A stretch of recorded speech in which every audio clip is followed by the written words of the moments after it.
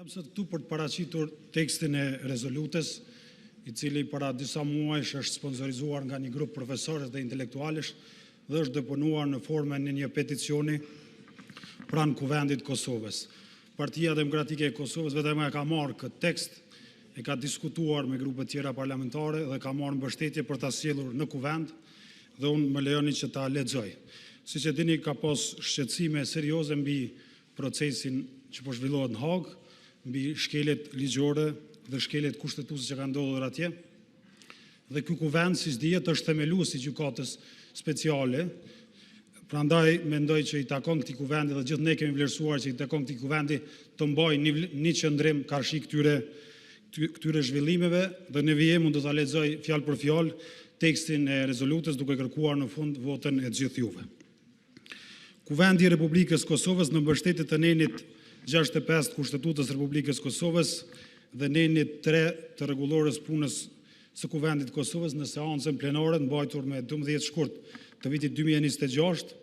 miraton këtë rezolut. Duke rikonfirmuar përkushtimin e plot Kuvendit për respektimin e rendit kushtetues, përfshirë amandamentin numër 24 të Kushtetutës Republikës Kosovës për themelimin e dhomave të specializuara dhe zyrës së prokurorit të specializuar. Duke rikujtuar qëllimin e këtij amandamenti dhe përkushtimin e Republikës Kosovës për të adresuar akuzat e pabazuara që burojnë nga raporti i Asamblesë Parlamentare të Këshillit të Evropës të datës 7 janar 2011,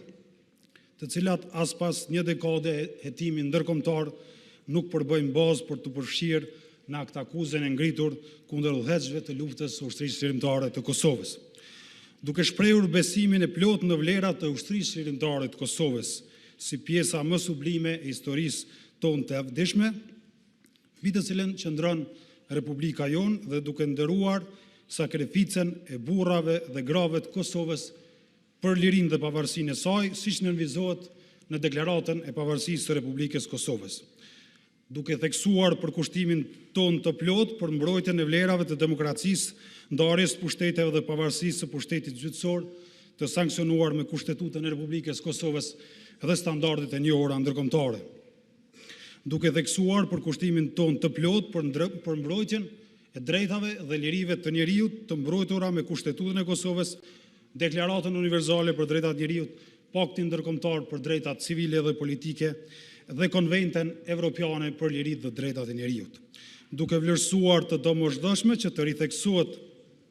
detyrimet që rëndojnë mbi dhomat e specializuara dhe zyrën e prokurorit të specializuar, ashtu si dhe mbi çdo institucion tjetër të Republikës Kosovës lidhur me zbatimin e standardeve dhe parimeve kushtetuese për administrimin e duhur të drejtësisë, Kuvendi i Republikës së Kosovës në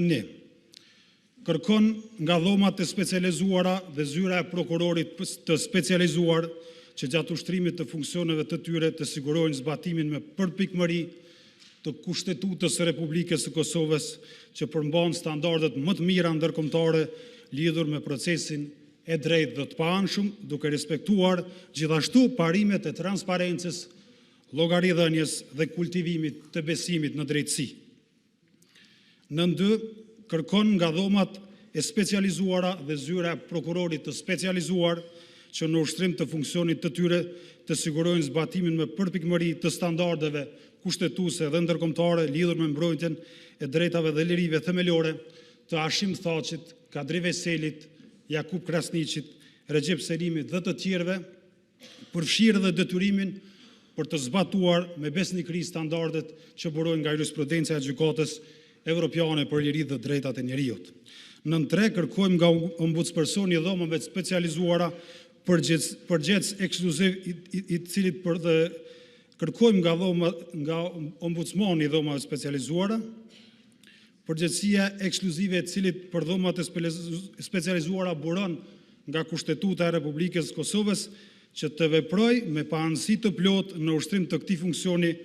në përputhje me detyrimet e tij kushtetuese dhe standardet ndërkombëtare të zbatueshme për dhomat e specializuara. Në pikën 4 kërkojmë nga shtetet financuese dhe mbështetëse të dhomave të specializuara dhe zyrës së prokurorit specializuar në Hagë,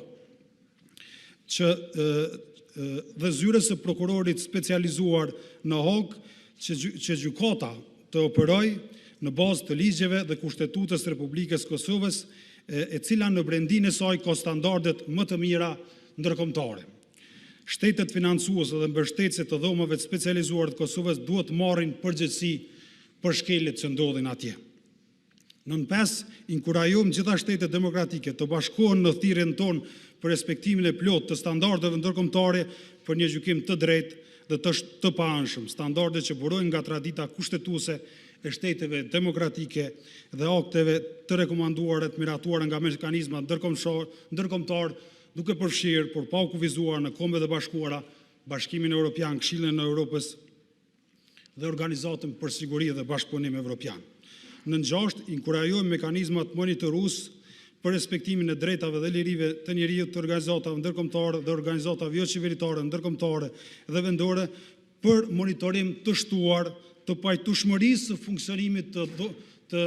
dhomës së specializuar dhe zyrës së prokurorit specializuar me standarde ndërkombëtare për mbrojtjen e drejtave dhe lirive të njerëzit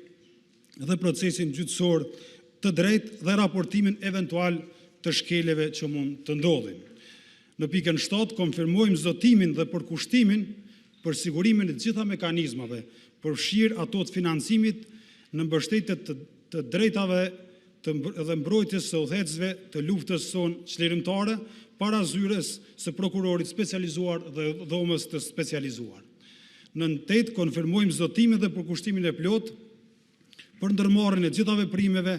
për afirmimin e vlerave të luftës së ushtrisë çlirimtare të Kosovës dhe historisë mbi të cilën është ndërtuar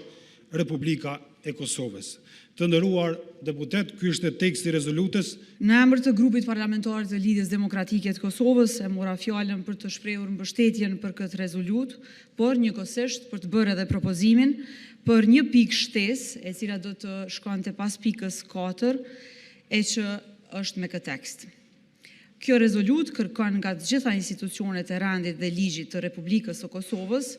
si dhe inkurajon mbështetjen ndërkombëtare për intensifikimin e përpjekjeve drejt zbardhjes së plotë të gjitha vrasjeve të pazbuluara të ndodhura gjatë dhe pas periudhës së luftës në Kosovë, me qëllim që të sigurohet drejtësia për të gjitha viktimat, të zbardhet e vërteta dhe të fuqizohet shteti i së drejtës mbi parimet e paanësisë dhe barazisë para ligjit. Faleminderit. Për sqarim, siç e thash fillim, ky është një tekst i sjellur nga një grup i profesorëve mbi 300 antar që janë deponuar si peticion Kuvendin e Kosovës dhe nuk është një tekst i hartuar nga partitë, vetëm ka pas një dakordim. Dhe ajo që rezoluta synon të bëjë është që të kërkoj që atë për çka ka votuar Kuvendi i Kosovës, pra të ketë një gjykatë që zbaton standardet evropiane dhe Kushtetutën e Kosovës,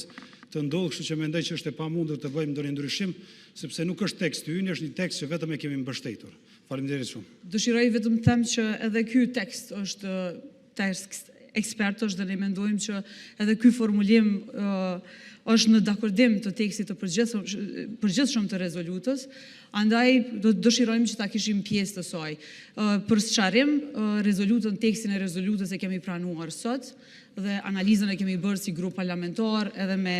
ndihmën e ekspertëve tonë, prandaj konsiderojmë të rëndësishme që kjo pikë të përfshihet. Faleminderit. Po theksoj që ne kemi diskutuar në kryesi, pastaj ka pasur edhe një grup. Kuvendi i Republikës së Kosovës është vendi ku duhet të bëhet debati, do të kemi mundësi të tjera, do të flasim për shumë çështje, përfshirë edhe vrasjet politike pas luftës. Prandaj duke pasur parasysh që jemi në rrethana të tilla, unë jam e detyruar që të vazhdoj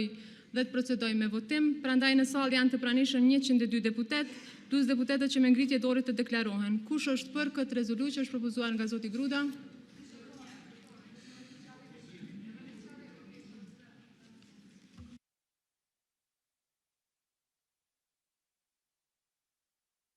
Kush është kundër? Kush abstenon?